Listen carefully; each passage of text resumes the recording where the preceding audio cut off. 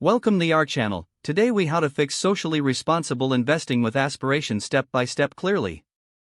To begin, research the concept of socially responsible investing, or SRI. Identify the key issues and values that resonate with you.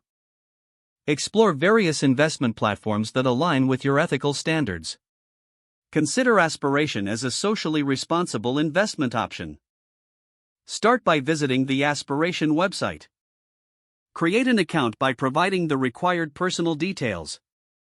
Once registered, navigate to the investment section on the site.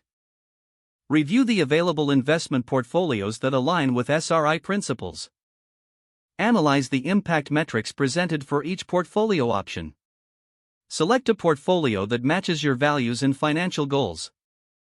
Invest by depositing funds into your Aspiration account.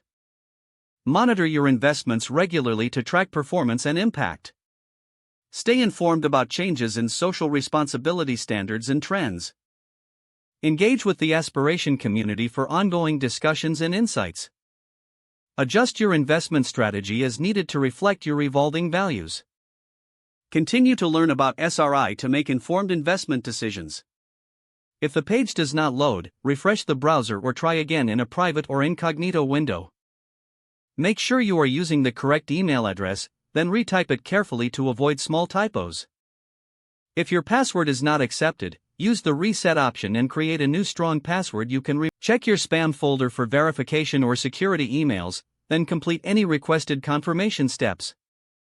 Enable two-factor authentication if available to improve account security and reduce unauthorized access risk. After signing in, review your profile details so your contact information and settings are accurate and current.